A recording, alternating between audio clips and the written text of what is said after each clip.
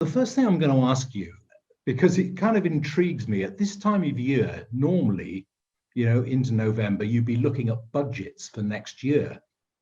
How's that working now? Because how on earth do you budget for 2021? The same as 2020, I think, Chris. We don't really know. Everybody in the industry is punching above their weights. Are we rattling as a business? Yes, of course we are. We're seeing volumes this business has never seen before, but so is everybody else. But we are managing to supply our customers.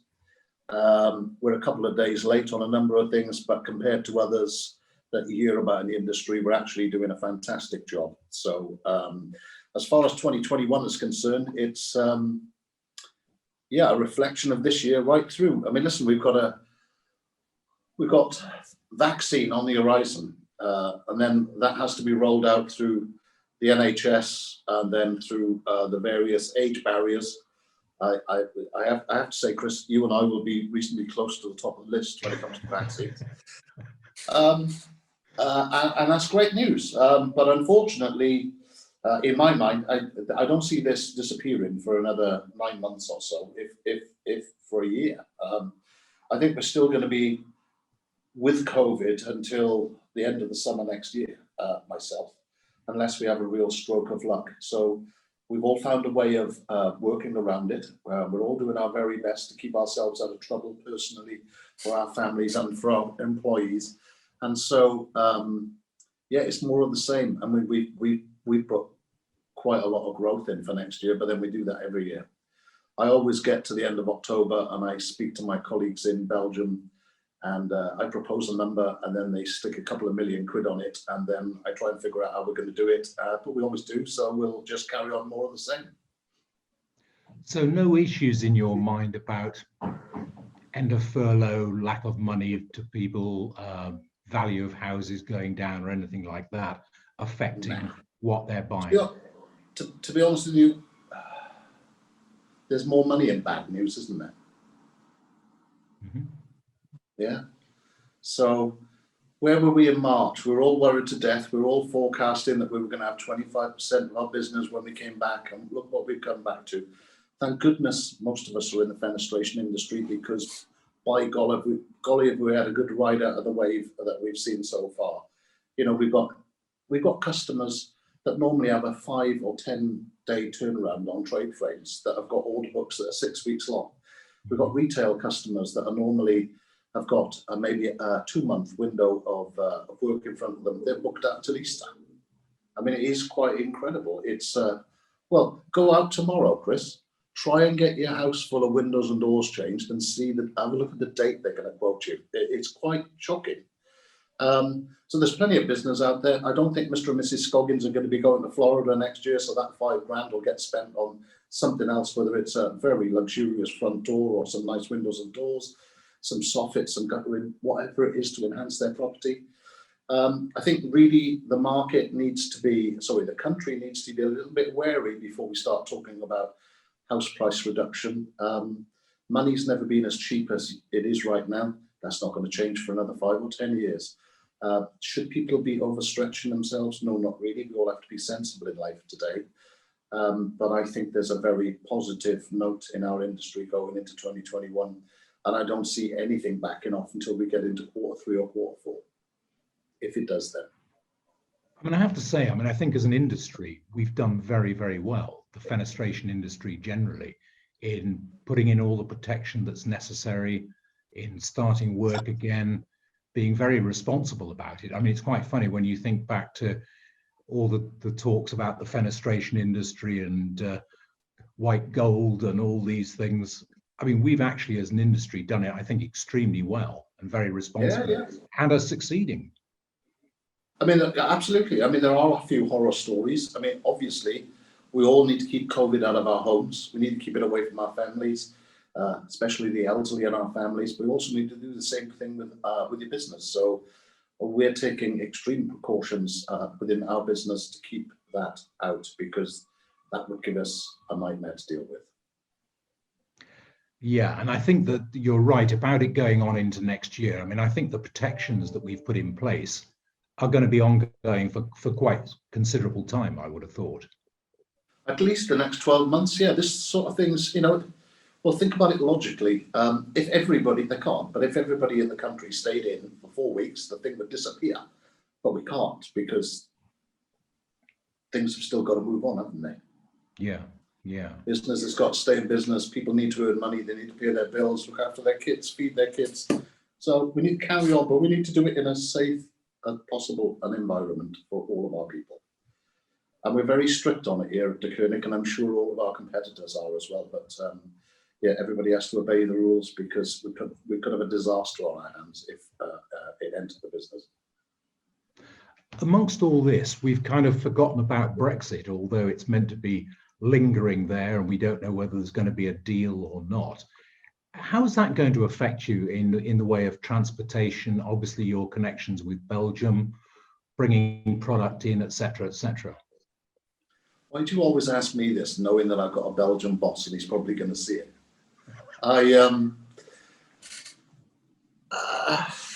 Brexit. Listen, before COVID came along, we'd had a guts full of it.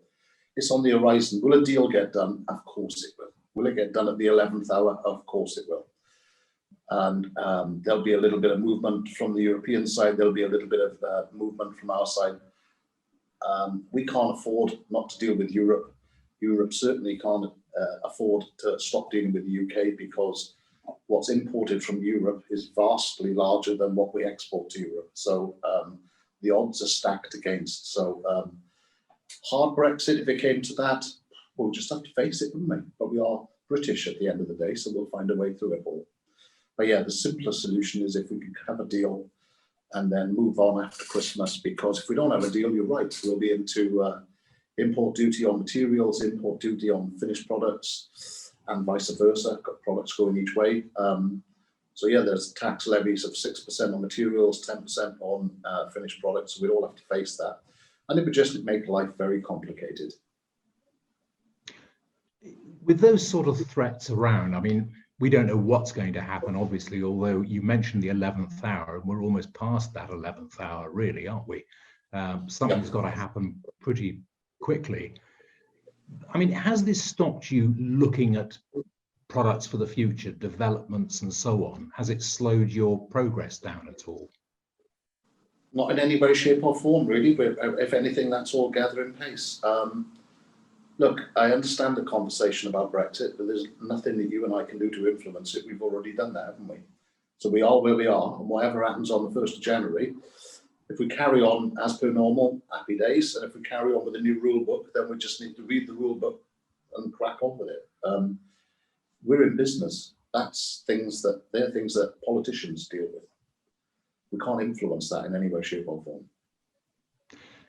So you've always said that it's very much colour and the flush window, which is the main thing selling at the present time.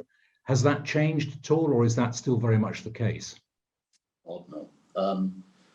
We are selling more and more colour month after month. I am staggered. I said this to somebody in another interview a month or so ago.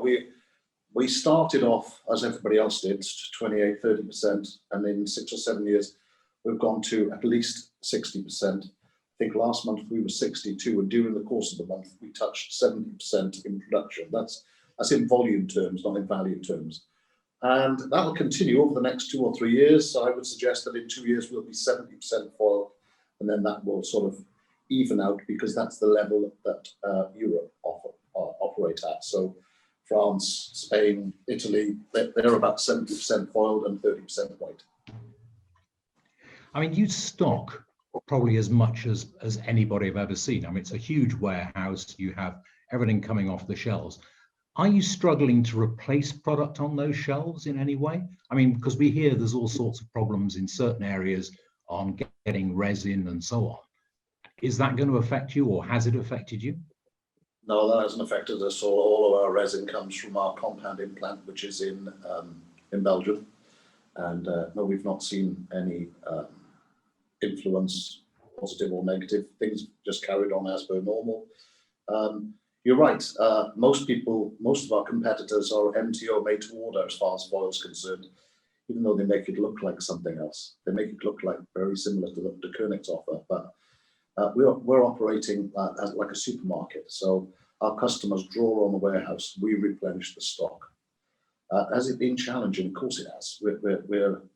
I hesitate to give you the numbers, but let's just say for the last 5 months, we've been 35% up on the same position last year. And that's a real number. So trying to extrude the base product, trying to laminate it, the amount of meters we're laminating on a month-to-month basis is amazing, amazing. I hope the foiling team don't watch this, but they're doing a fantastic team. There's a little thing on the wall just here. I think you can read it. Yeah.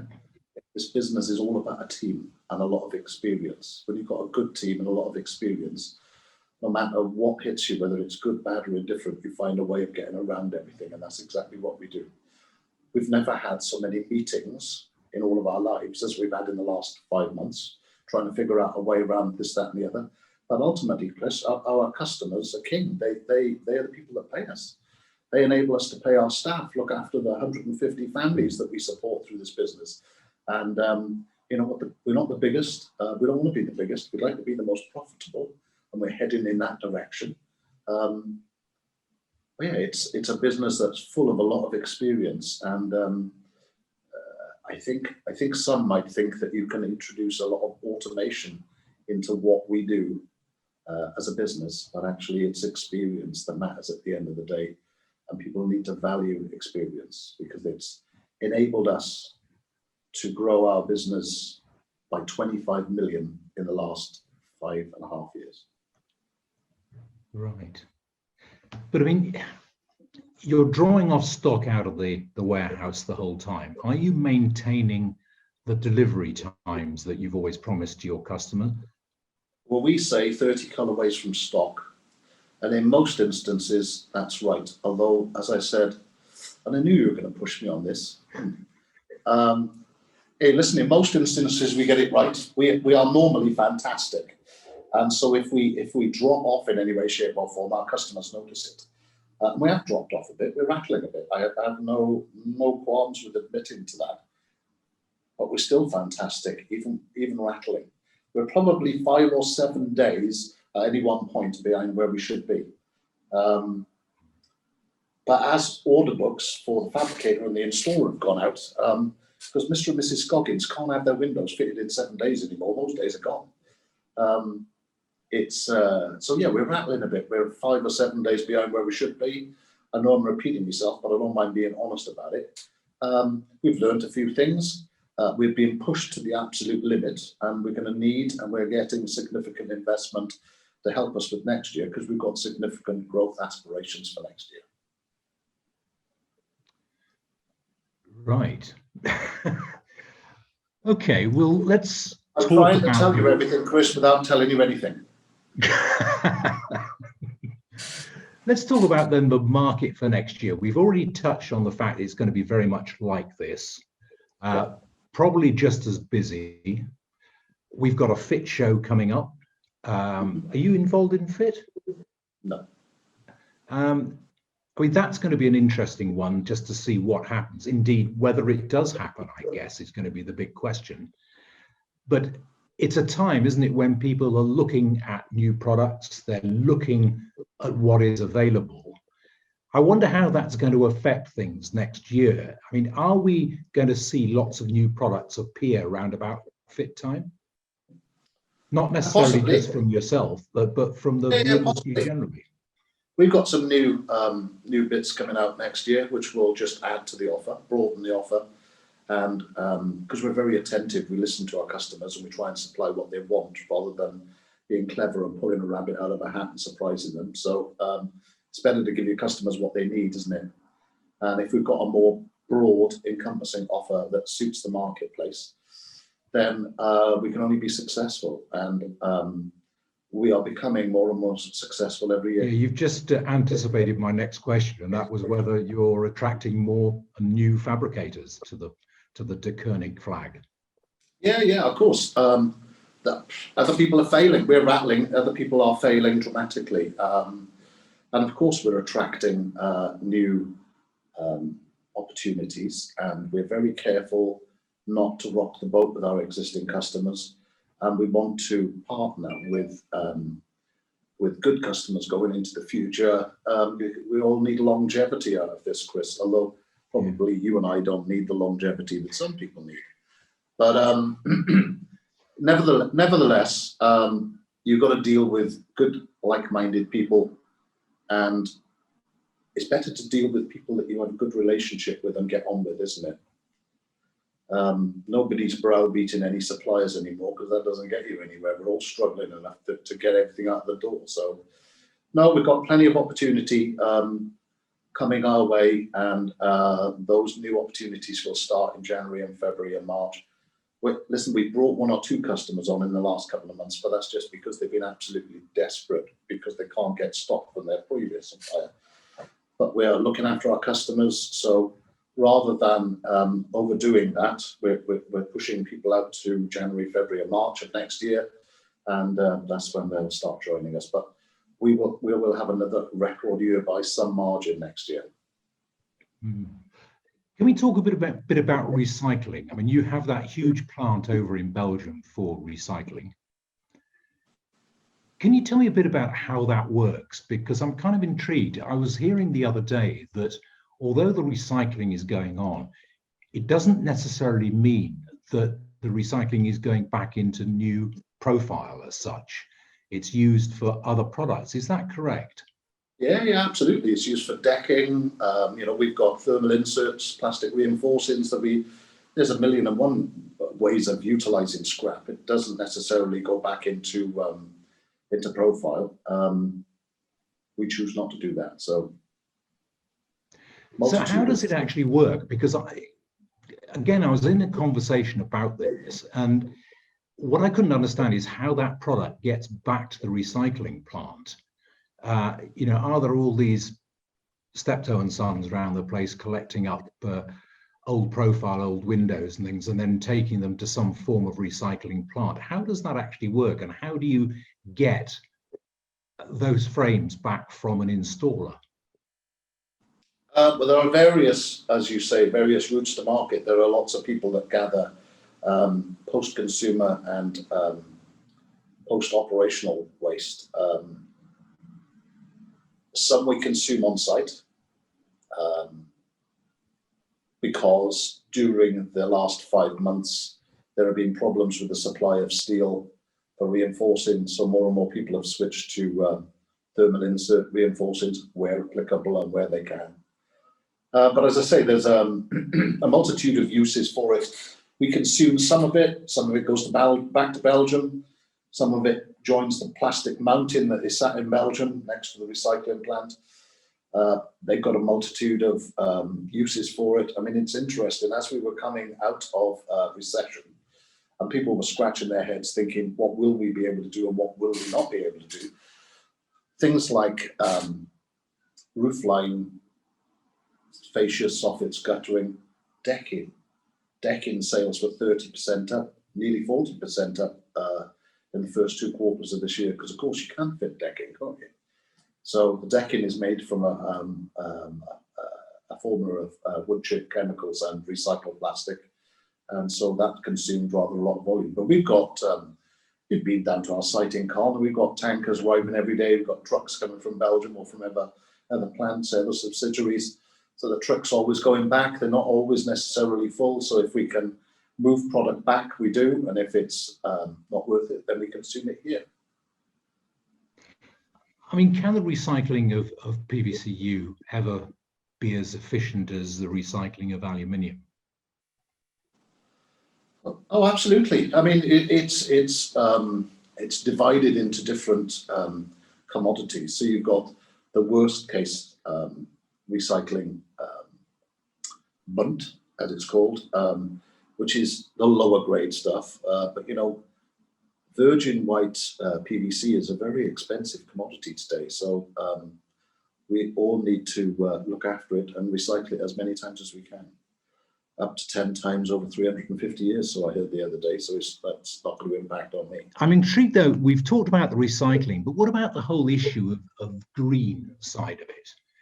Again, are you involved in getting all your guys to move over to electric cars and things like this?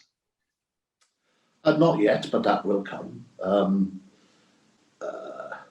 I mean, if I look at all the mileage that everybody's doing this year compared to what we do normally, it's plummeted, obviously. And we've all found a new way of communicating with customers and with prospects and people that we want to glean information from. But yeah, I think it's a new norm going forward. Old habits will come back in, because what this industry does like is it does like a nice meal, a couple of drinks, bit of a laugh, yeah? And that's how the industry operates. And many years ago, there used to be lots of characters in this industry. There aren't so many nowadays, but the industry does like being sociable, and that's partly why things like the Fit Show are popular, because it's an opportunity for people to wander around and see people that they haven't seen for a long time and have a natter about the future. But most people, I would suggest, in the industry this year have had a fantastic time. So not so much from the supply chain, but necessarily, but overcoming the issues of the supply chain to engage with some people call the new volume a problem. Well, it's not a problem, is it? You know, we're not looking to get rid of people. We're looking for another 25 people to join us. And it's difficult to find people to join a hardworking team because we're in a rural location and that's sort of against us. Yeah, the future's good, Chris, for this industry. I don't see too much more consolidation going on. I think what we've got now is going to carry on for the foreseeable future. And I think the industry will be in good shape for the next 3, 4, 5 years. So, yeah. Do you run any form of apprentice schemes or anything? We do. We do. The last apprentice we took on was 63. And I'm just kidding. But yeah, we have apprentice schemes. Yeah, they're starting. But it's, how can I say? Like you, I've got friends that are in other pockets of industry and in other business lines. And that, to a man, none of them are having the time that we're having in this industry right now. In fact, a lot of them are looking over their shoulders and becoming quite uneasy about the future. But I think from our perspective, things are looking rosy. And I mean the industry now, not just Deceunick. I think it's going to be good and strong for a long time. Just going back to one thing that you mentioned earlier on about property prices, as I said, there's more money in bad news, but we need to stop talking everything down. As a nation, we used to be very positive, and we need to be promoting positiveness. I realise it's the fault of the media that everybody now has started picking on everything and turning all the mushrooms over to see what's underneath it. But, you know, we need to bring our positive spirit back to this country, don't we? And that's a good place to end it, I think. Pearls of wisdom from Rob McGlennon. Thank you very much indeed for your time, Rob. You're welcome, Chris. Good speaking to you.